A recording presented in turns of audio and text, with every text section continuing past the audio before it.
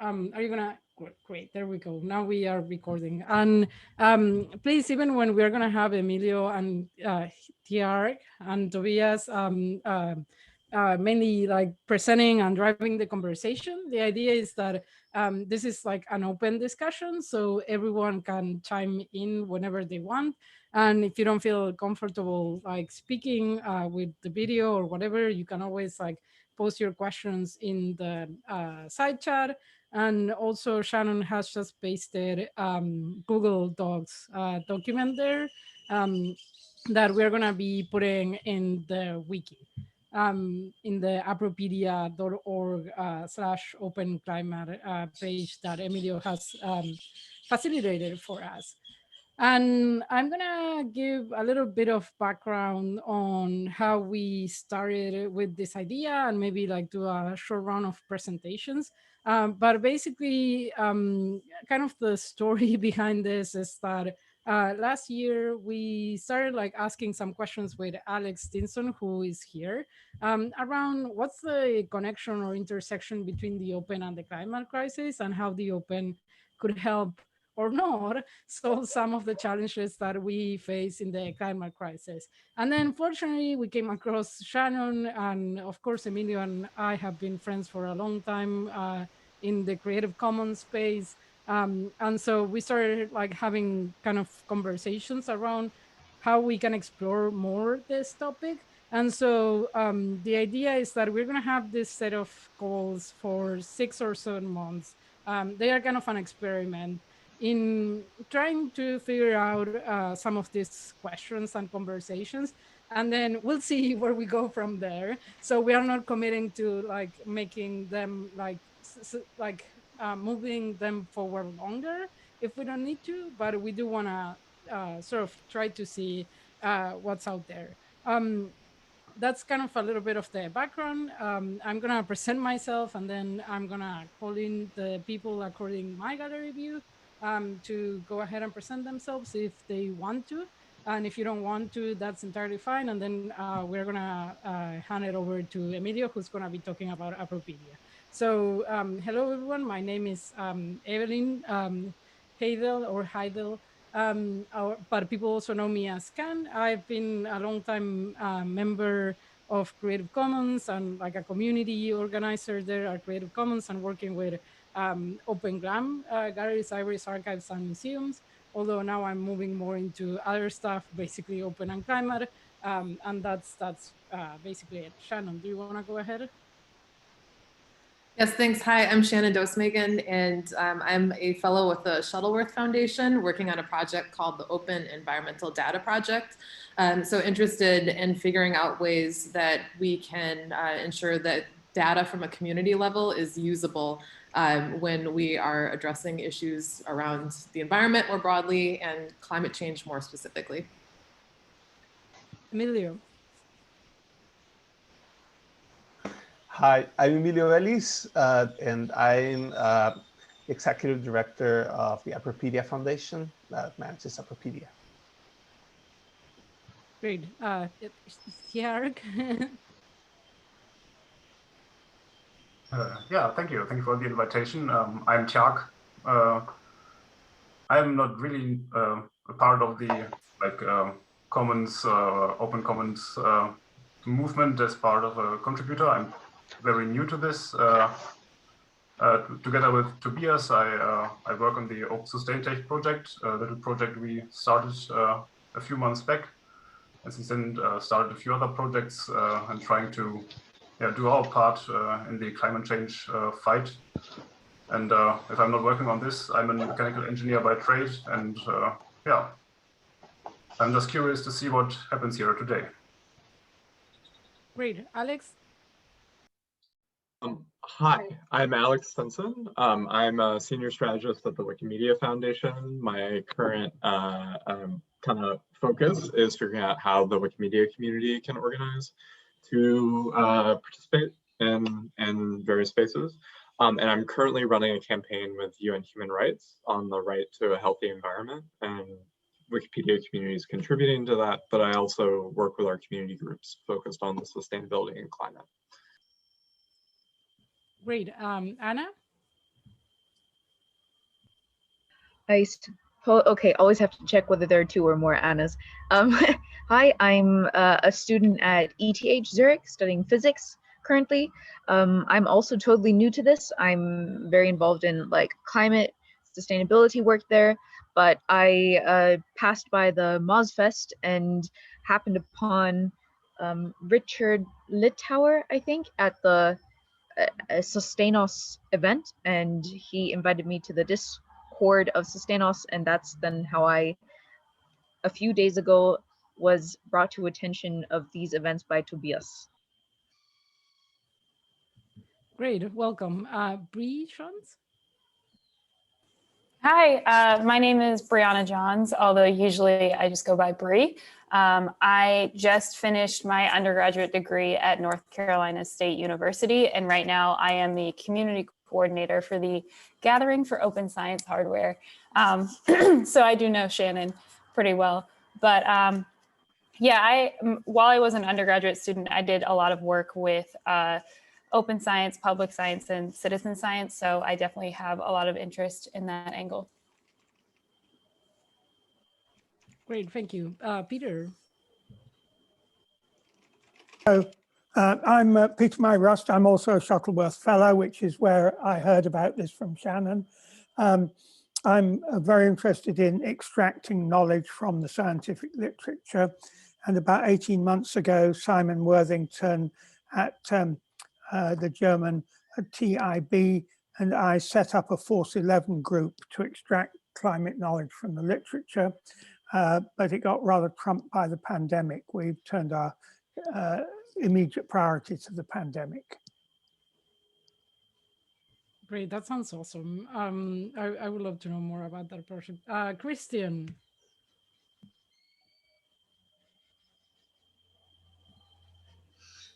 Hi, sorry. I'm a math grad student in California. I just heard about this through Anna, so I just came to listen. Great. Marcela? Hi, good to see you. I'm a journalist in Buenos Aires, Argentina, and I'm interested in the last 7, 8 years in the whole open, free, commons, collaborative movement. And through those different ways, I've met Scan and Emilio through Creative Commons, and then Shannon, and finally Bree through the gathering of open science hardware. So I'm very happy to see all these marvelous people together and Ryan, of course, I've met him also. So I'm very happy to see you all together. And I think that this idea of taking together open and climate and try to see what we can do with that, it's brilliant. So let's go. Thanks. Thanks. Tobias? Yeah, hi, I'm Tobias Augsburger.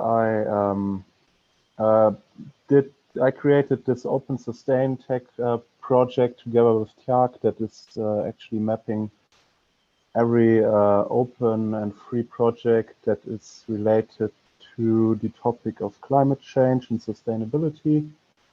Yeah, I'm working as an aerospace engineer for climate research actually in Germany. And yeah, I hope we can make a little bit more connections and find more knowledge here about this topic. Great. Michelle?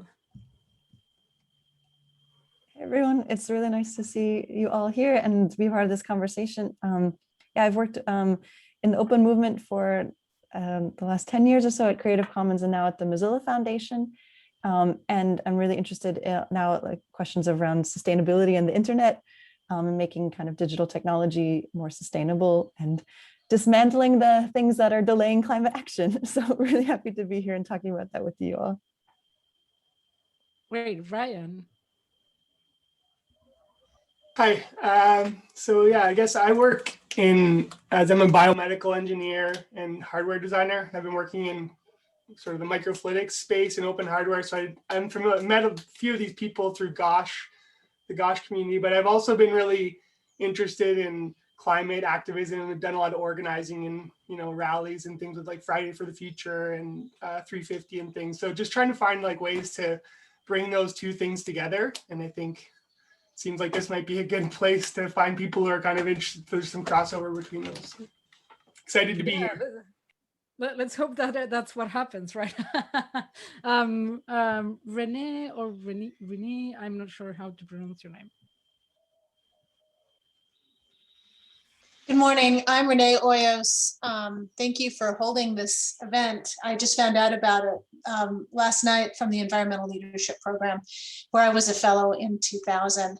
I was a candidate for the US House of Representatives in both the 2018 and the 2020 cycle, and I was endorsed by the Sunrise Movement.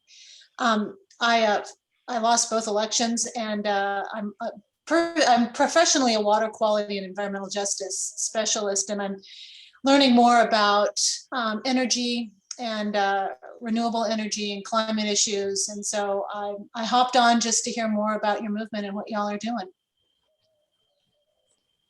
Great, thank you. Okay, and so that's basically it for the rounds of introductions. And now let's go and have like a little bit of a round of presentations. The idea is that the presentations are going to be short, are mainly for some type of Kickstarter to give us some food for thought, and then we can have a bit of a conversation around some of these things.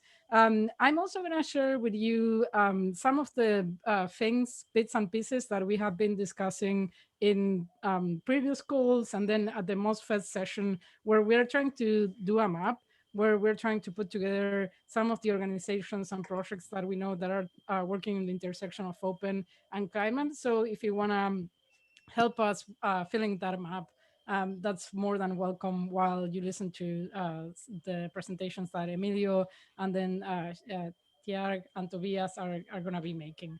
And what I'm going to ask you before handing over to Emilio is that while you're not talking, please consider muting your microphone so we don't have any sort of like background noise, or if you have an unexpected visitor, be it a cat, a person, or another animal, it doesn't interrupt the whole conversation. So with that being said, Emilio, the floor is all yours. Thanks a lot. And beforehand, I apologize if I have some internet issues. But all right. So yeah, first of all, thanks a lot for coming to this call. And I will begin by having a brief discussion from the side of Upperpedia and also a little bit from my personal experience, because I come from a somewhat different background. I'm an engineer by training. I've worked in international development here in El Salvador, where I am based. And on the side, some work with technology, which made me get to work as part of Upperpedia Foundation now. So yeah, to begin, I wanted to just pique your interest by thinking about what we think about when we talk about data and environmental data. And usually it's all around numbers and mechanized variables that are being measured. And also about spatial representations of that information that can be useful for making decisions and most likely to a top level to lots of people. And for some others, it comes more down to how communities use this information and how they gather this information. And in some cases, not in the most professional standardized way, but rather in terms of what they feel, what are their perceptions of this data. And in my personal experience, I've done a little of both at the same time. So for example, this is a workshop that I did with a colleague also from El Salvador in Nariño, Colombia, on which we were putting together hardware for disaster response and relief together with community work. And we've done this quite a few times in different parts of the world, on which people can define what they want to measure. And I've also had the experience of working in areas that have been affected by climate change, by natural disasters in general. And the data and information take different nuances and different approaches because they mean something that have to be resolved at the time when it's happening, right? And decisions have to be made, and they're difficult, about living in a place, about moving to different areas after a disaster. So when connecting these two sides of using data, it's very difficult sometimes to connect them. And it has to do with a paradigm of international development and of citizen science in general, from a more general perspective, and much different from what many of the people here work on. But first of all, sometimes collaborations are very centralized or unidirectional. There's always experts that come to a community, gather information, they facilitate workshops with the community, and then they go and they take all of this information. These are the people that use this information. And also, it may happen that in other non-open realms, much of the collaboration happens between people who are very similar in approaches and needs, for example, governmental institutions or scientists of specific areas. And then thirdly, because the knowledge, skills, and tools are specialized.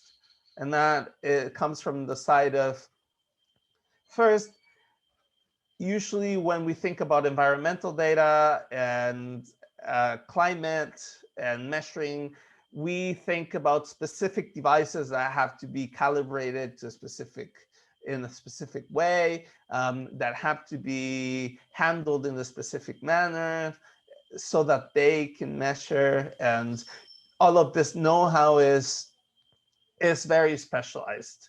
So it's complicated to bring it down to the community. So yeah, so now I'm bringing my shameless plug to talk a little bit about Apropedia and about what we do. We are a wiki for sustainability and international development, and it's been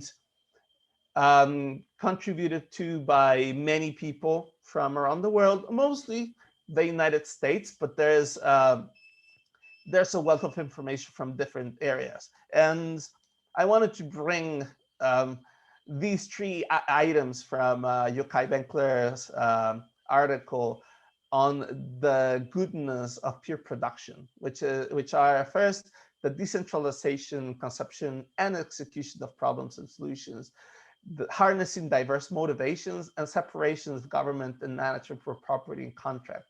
So basically, everyone does whatever they want and collaborate in whatever way they want, despite having different motivations and coming from different backgrounds. And that's one of the nice things about working on a wiki. And in this specific case, this is a wiki for projects, for how people do things. So over the past 15 years, we've reached a fairly high number of contributions of pages, and many of these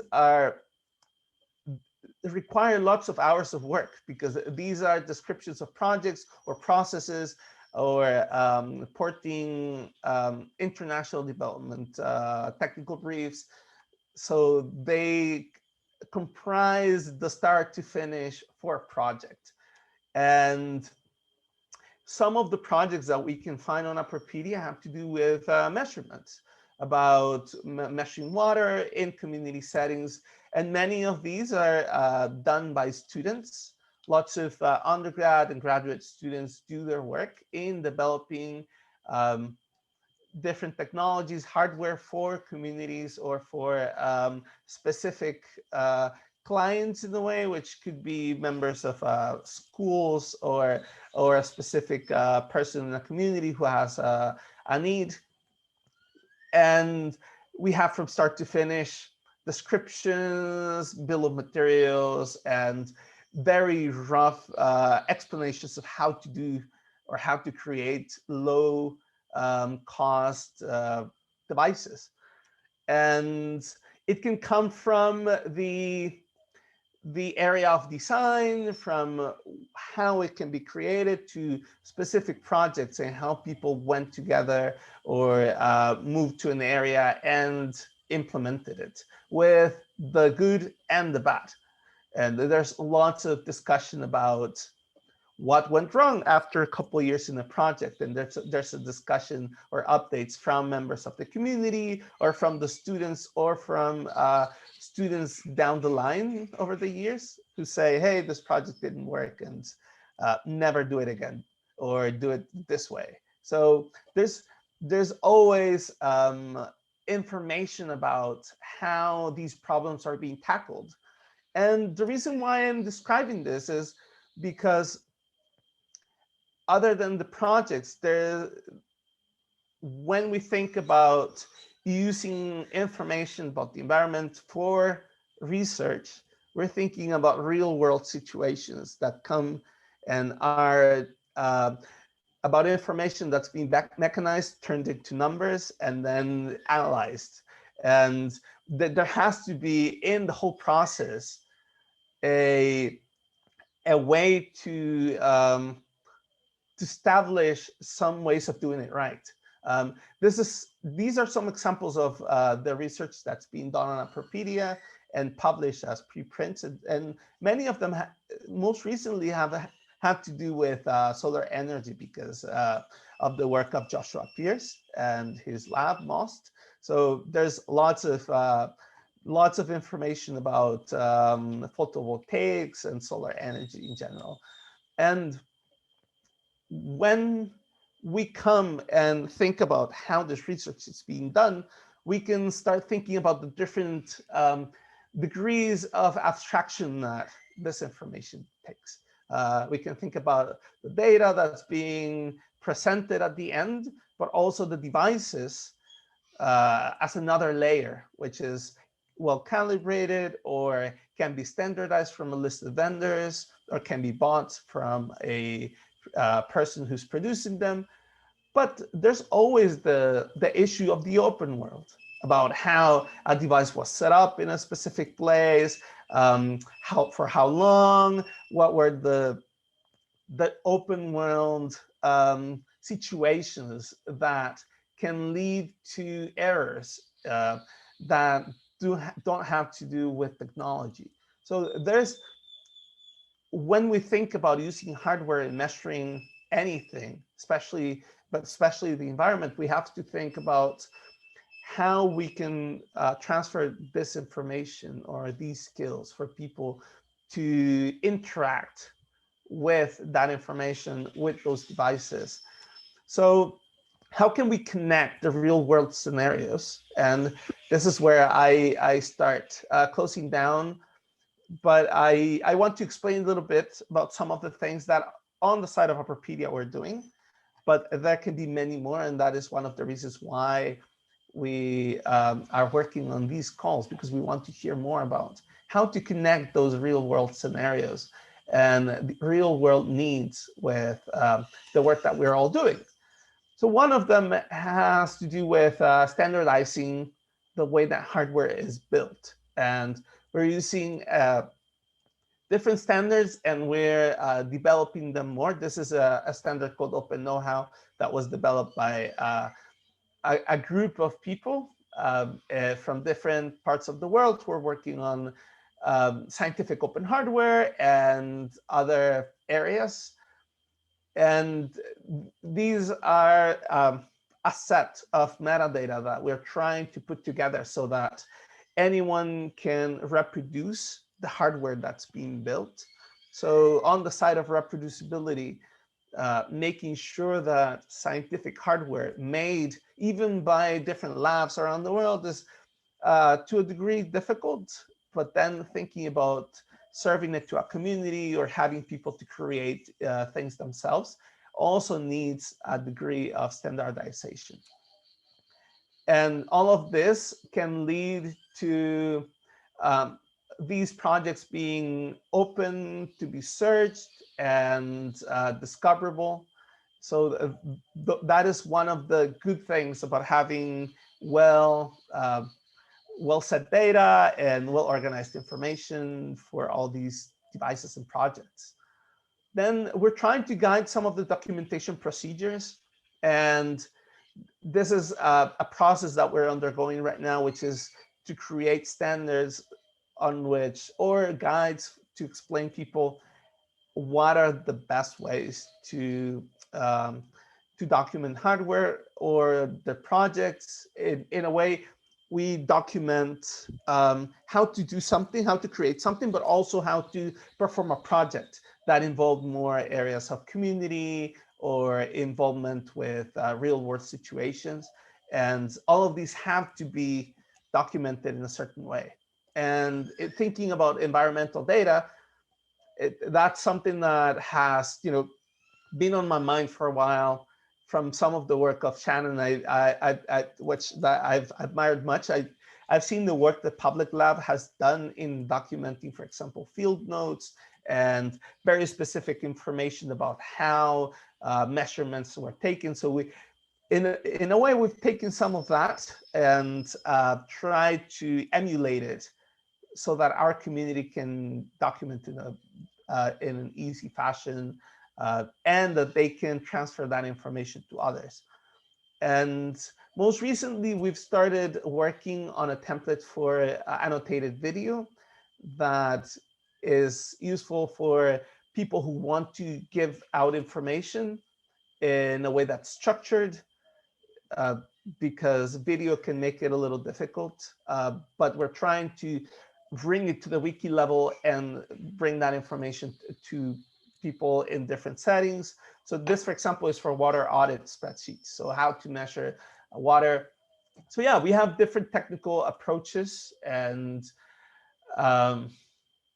we're looking forward to learning more and getting into this whole community that's trying to work on very specific measurements of climate change. And yeah, so that's it for me. Thanks. Thank you, and thanks for perfect timing. Also, if you want to share the slides and give everyone the link so they can actually browse them through, because I think that there are some questions that probably are going to be open after, on your last slides. So whatever question you have, write them down, because I'm going to transition to Tobias and Tiar now, so they can talk a little bit about their project called Proton Types. And so I don't know who of you wants to go first and start, but the floor is all yours. Okay, Jack, I have some slides. So, Jack, do you want to say something, or do you want to just get into the topics when I'm talking? I mean, just go ahead. I will fill everything in else later. Okay. Yeah, also nice to see Peter Murray Rust here in this call. He helped us a little bit with some, let's say, problems that we have with the Open Sustain Tech project. But okay, I will share my screen, and then you have something to look that looks better than I do. Some nice slides, completely done with open source tooling for sure. So it's actually a talk that I give at the LF Energy Foundation in some weeks, but so there could be some things that are not perfect. So please tell me if you see something that's really bad. So actually, I have some long-term experience with open source because I worked for DHL in some research institute, and we automated trucks for the logistics. So we built robots, and in robotics, there's a lot of open source going on, and there's a very huge community. And we built a complete software stack for autonomous driving based on open source tools, and we had a lot of collaboration and cooperation with different institutes, and all this stuff was very, let's say, open from the mindset. You maybe also know about artificial intelligence frameworks, and all this stuff is very open from the knowledge that is there. And I switched my job, and I was curious to this climate institute I'm working at the moment as an engineer, and I was curious if in sustainable technology the same mindset can be found. And actually it is much smaller, and the community was much, let's say, more split in very different parts, and the collaboration was not so happy. But what I learned is that it is actually the best way to share and to transport knowledge worldwide. And that's why we created this small, we call it Accelerate, you can call it the community.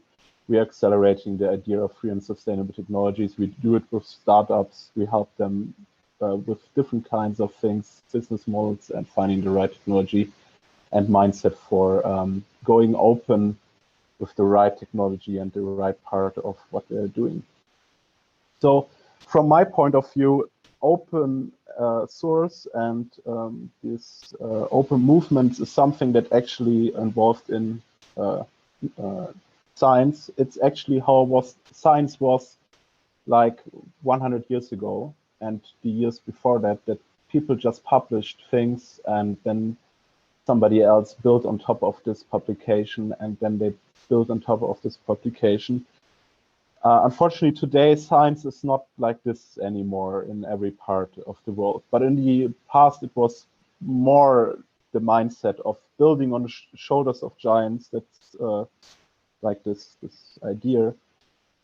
And what we have this true sustainable is open slogan a little bit, because I've learned from my personal experience, and also now in the time with proton types, that there's a lot of marketing going around with sustainability, and actually there's not so much action. Like people try to really do things in a sustainable way, but it's more a marketing thing because it's more or less a hype at the moment. Unfortunately, it's a hype, I think. And the good thing about openness is you can measure sustainability if you do your things openly. And that's why we say true sustainability is open, because I don't believe any sustainability if there's no openness, because there's so much lying and stuff going around with some labels. You put it on your product and then you think it's sustainable. But if there's no proof and no data that this is actually sustainable, I don't trust you. It's for me, I'm at the point where things that are not open, I actually a lot of times think that they're not sustainable. And I also think because of collaboration, like in terms of climate change, you need to actually spread knowledge worldwide to have an impact. Like here in Germany, they're thinking about a lot about. Actually, at my institute, they're creating patents on renewable energy things, and then I say that's useless. You can say it's not sustainable, because when you create a patent on something that is being needed worldwide to have actually a sustainable impact, you can just stop what you're doing. And to what I also have seen, and this was a little bit, let's say, not so nice to see, that there was no mapping going around about what is actually sustainable projects worldwide. And that's why we started this bottom-up approach to map the complete open and sustainable world on the Open Sustain Tech website. we did it by a completely manual approach. So every project is handpicked, and then we check the quality of the documentation of the code. We checked a little bit if this is an active project, if they have an open mindset or some openness, and then we put them on the website to support this idea. And yeah, this is a little bit the ideas that we also want to bring into companies and organizations that we are consulting. Also open business models to help them how to actually build something, maybe like you can imagine a professional photovoltaic system, and how can you actually make a business out of creating such a thing. For most of the people, it seems very, it's not something that is economically being possible, but there is no proof, and actually there is also no open hardware like the RISC-V Corporation that is open, and at the same time people are making money based on that, and it's possible, and we want to show people how to do it. What we also do is we find like hidden gems in this vast, let's say open world, like ray tracing, modeling in photovoltaic, or a lot of stuff that you can imagine related to sustainable technology in general. And I said that I was working in robotics, and in robotics it was very common that you follow the so-called Unix philosophy. If you don't know what the Unix philosophy is, it's something that is very important for what is actually made open source so successful. And it is that you are able to combine different open source projects to create something completely new. And that's the modular approach you can imagine out of this. And at the beginning of the open source community, everybody had a small package, a small thing, and they put this together and built something new. And what we try to do now in the next month is to put things from the Open Sustain Tech website together and to build something that is actually compensating the energy consumption of your servers, and we are planting trees in an automated way based on that. We have this continuous reforestation project already finished, and what we want to do is we want to measure with different open source tools the power consumption of your servers, the carbon intensity of your location. Then we want to identify where to put the trees with the most impact on the carbon cycle. And here's also a green cost explorer that gives us it's a little bit like this electricity map to see where is the electricity green and where it is not, and what is the percentage actually. And that's what we want to do together with another company. One thing that's not so nice, this part is not open source because this reforestation as a service API that we are using, that is from another company. But we want to show with this part how to accelerate and how to build based on open source. And we have some other projects ideas that we want to go into, something like an Open Sustain Academy to help people to use this project. And yeah, that's more or less it. One thing that could be maybe also interesting for Peter, because the relation to Peter was we try to automate. Let's see, I found my window again. We try to automate the finding of the sustainable projects, maybe based on keywords, in combination with papers, in combination with other stuff to sustain our project. Because what you can imagine is we have here the Open Sustain Tech website, and that's actually not the website, it's just the project, but let me see. Yeah, it's actually the website. And the thing is, we want to sustain it in itself so that people put new projects on the list, and or that we find new projects in an automated way so that it's sustainable. But we actually were not able to build something like that until now. What we try to do now is we are planting 100 trees in an automated way when somebody is adding a new project to the list. That's actually what we are doing now. And it really helped us. Since we're doing that, I think we got much more pull requests. We got like in 2 weeks, 7 pull requests. And so we planted 700 trees now with the help actually of this automation of tree planting. Yes. And maybe one last word. What we also wanted to do, and that's maybe the most interesting thing, is we want to read out the Open Sustain Tech database. It's the README. So that's the Markdown file where it's an awesome list file type, not file type, list type. And we want to read it in an automated way.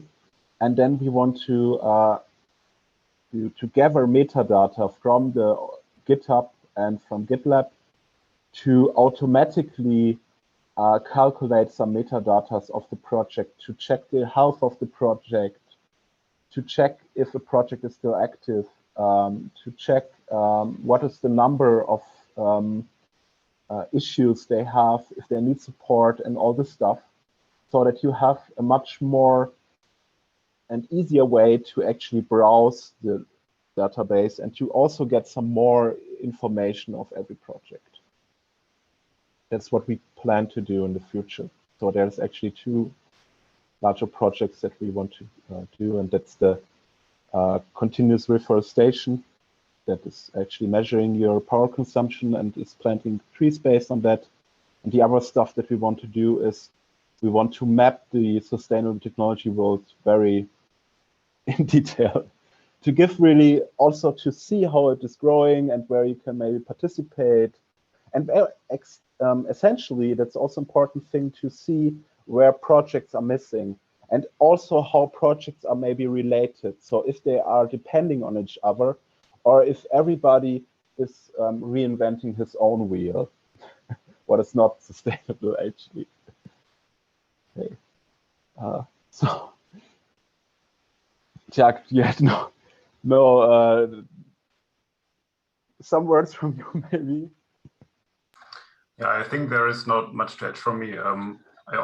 Only thing I could reiterate maybe is this idea about not reinventing the wheel. I think that resonated with me very much what Emilio said earlier, that there are a lot of issues with people doing projects and they're not working out, and there is no standardization, and they do new stuff that is not actually new, and they didn't know about it, didn't know where to look. And since we noticed this as a big problem, I think this is where we started with our work. Yeah. Okay. So what's your feedback?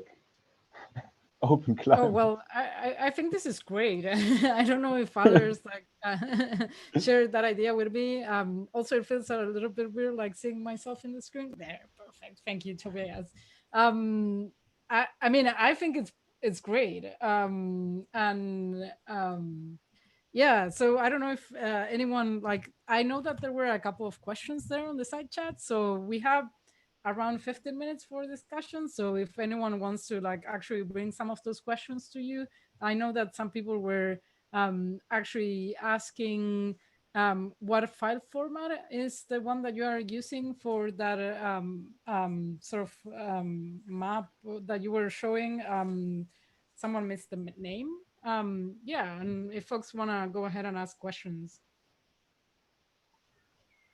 Yeah, I jump straight in. Just, I guess you kind of touch upon it, but more precisely, maybe, do you really have a target audience in mind? It's everybody who is developing software in this domain. If you want to build something sustainable, look into this. It's the audience is very broad. I don't think there's this. I think most of the people, when you really want to understand what these projects are doing, you have to need a deeper insight. It's really more technical. It's engineers and it's software developers that are really, let's say, in the product development, that are really need to develop something in this domain, and that maybe look into the list and see that somebody else did the same thing, and they maybe could cooperate, maybe use the project and not reinvent the wheel, or maybe just get in contact with them and ask them what they experienced when making that. It's, but it's really more technical in software developers. And the education section is also directed towards that audience. Yes, it's, if I understand it in the right way, the education is also more about software, right? The rest, actually, the business section, we did the business section and the other sections, especially the business section, because we've seen nobody else did it.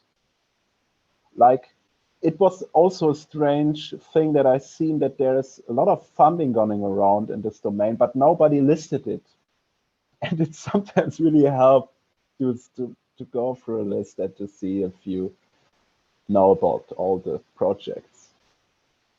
But you are right, the business section is more not for software developers. It's about more like people that are starting a project and need funding, whatever it is. It could be also a hardware project or it could be that it is somebody who is is not an engineer, maybe is a business developer. Maybe to give you a different insight onto your question, this is a problem we struggle with, and the education and the business section are we try to offer the insights that we have to more people, because we do this thing on GitHub. By default, we only get the GitHub people, and this is an issue, and we only do software, so it's difficult to reach people who don't do software and who are intimidated by doing software stuff. And this is, I think, a long-term goal of us, to try to invite more people who are not engineers, who are not technical, to maybe try their luck in doing something with software. It's not very difficult to learn or to do something, a little project, but they need to be invited and have the feeling that they are welcome and they cannot do anything wrong. This is it's a long-term goal to try to reach more people who are not having this academic background. Yeah. Maybe sorry. There's a few hands. Evelyn, impressed me with this project was that you managed to analyze the popularity and the health of projects on GitHub, and that seems to me far more valuable than analyzing, citations in research papers and things of that sort. And that there's a real chance that this would give some ideas to how these were interlinked and which ones used resources from which others. Yeah, I hope that we can improve that by this automation that we will do. But that's also the reason every project in the list is now actually a Git repository. That's why we really focus on Git repositories. So if the project has not a Git repository, we actually skip it. It's not open. You can say whatever you want, call it open. If I don't find a Git repository, it's not open. And the benefit is actually we can automate now to gather metadata for every project, because the GitHub API allows us. The problem is I don't want to focus only on GitHub, because I would like to focus also on GitLab and maybe something else. And this is not really, that's an unsolved problem. But we can do it for the GitHub projects. And then maybe provide also you more insight about what tool is actually very important and used by every project. Michelle, you have your hand raised up. Yeah, I was just reflecting on maybe like an interesting tension between Appropedia and the open sustainable technology work that has been shared, because I think there's this kind of what counts as a technology, and which ways are we validating certain modes of technology, which I think, I mean, I work and admire software and thinking like, you know, things that work in GitLab, and also like there's a lot that we can be doing at a software level. But I think maybe a friendly critical reflection would be, how could we expand or complement different modes of achieving change and building technology? And anyway, there was just even just seeing these two projects side by side that seemed like a lot of opportunity to explore. And I think one of the challenges, at least I find in working with kind of technology first approaches, is that the climate crisis is not a technology crisis, it's a people and planet and living organism crisis. And so how do we have appropriate hierarchies with our technology so that it's in service of life rather than our life being in service of the tech? And that's something I find tricky, and even in our solutions approaches, we have to kind of account for that. So anyway, that was my kind of a reflection seeing these approaches, which I love. Anyway, I really like the leadership and thinking that has been shared. But you should think in it in another way. You can think about open sustain tech, that you need to open up the sustainability of technology. So it's not actually technology that you need, but you need to open up what actually is sustainable technology and what not. Totally. So it's really about mindset, and it's also what I think it's more important to have the culture change. And but actually with digitalization, let's say with data and models, you can prove what is sustainable, and that's actually something that you need technology, because it's very complex to actually measure and to say, I don't know, if nuclear power is sustainable, or if bioenergy is sustainable, or if batteries or if hydrogen is sustainable. The answer is, I don't know. But you can only, I think, find the right answer if you open up the discussion. Yeah. Yeah, well, yeah, and go ahead, Emilio, because I was going to say, like, your project is all about community, so go ahead. Yeah, I'll go quickly. Yeah, I think that one of the things that I've seen working in open hardware in all projects is that people don't know how to document them and don't know what to put in them, right? So I think it's the nice thing about having these discussions about redefining what open technology, environmental technology is that we're also learning how to tell a story about technology, and that's super important. And one of the things that we were discussing while working on metadata standards is, you know, the need for descriptive metadata that's not really about a number, about a date, but rather describing why did you create it and why is it used for. And, you know, someone can create a very nice monitoring device, but they don't see it as an environment. Like, they just created it for something different, and then you repurpose it. So, you know, having these socially or more person-oriented approaches is also important, and teaching people how to tell those stories so that other people can take a project and say, hey, I repurposed this into using it for climate change. That's super useful.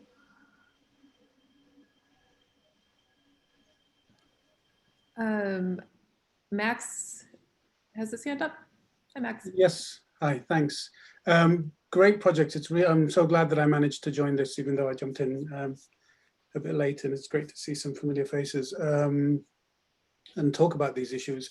And I'm really just sort of following on from some of the comments I put in, where, I mean, I totally agree with sort of, there is this sort of problem of discoverability with open in general, open source software, hardware, open education resources, etc. And I think all of these efforts, and I've been sort of working on different similar efforts, maybe focused much more sort of on the education side. And I think, what Tobias was saying about patents and sort of the you know, the amount of the fact, if you know, once you put an enclosure around something, then you're really yeah, you're really damaging its potential use, especially when it comes to something like climate change. And it's in that sense also of just sort of wondering about sort of using systems that are already in place, that I bring up these sort of couple of questions, which is, one of them is the Open Innovation Network. I mean, I know of the Open Innovation Network, but I've never interacted with them. So because I'm not a hardware person, I've never been involved in patents, in patents. So I don't know if anybody else is familiar with them. Do you have any sort of any opinion on them either way, in terms of whether they could be a useful model to push our institutions, if we're working for educational institutions, for example, to really push our institutions to use patent pools like the Open Innovation Network. And also, I just wanted to highlight this, the Software Sustainability Institute, because I think they're doing a lot of things that the projects that you've been talking about here are looking at doing, in terms of making sure that contributions to software have the same level of recognition as other contributions, especially when it comes to research. So again, sort of, reusing some of the work or some of the standards that they're working on and introducing them to this community. That was my main contribution.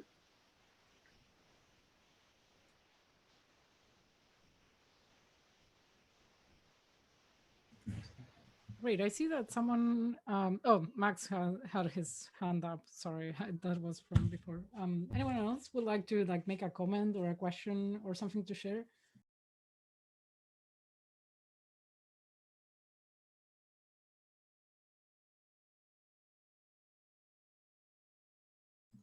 Okay, if no one, yeah, go ahead. I was just going to say, I can kind of mirror what I said in the comment. I think it's interesting that both these projects highlighted the need for storytelling about and documentation and connecting the issues together. People are doing things, we need to document them, we need the right metadata, we need the right story.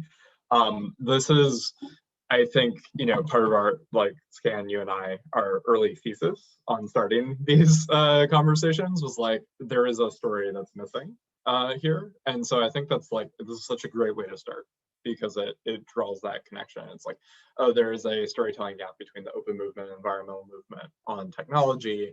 And hopefully we can use these future calls to do something similar. So I just wanted to on other open tactics. So I wanted to highlight that, because I think this is it's a great start to the conversation. Great. Okay, so we're now at the end of the hour, and I don't want to take any more time from Emilio, Tiar, Tobias, and the rest of people that is in the room. So I'm gonna thank you, of course, Emilio and Tiar and Tobias, for giving us these presentations and food for thought. And to Shannon, who has been in the background, furiously typing, taking a lot of notes. She's the best note taker ever that you could have. And for those of you who want to join, well, of course, you can leave your email there in the notes doc if you want to be notified about the next call. And then if not, watch the appropedia.org/OpenClimate page, and that's where you're going to get notified. And the next call is going to be facilitated by Emilio, and so I'm also looking forward to that. And so thanks everyone for joining. See you there. Bye. Thank you for sharing. Bye.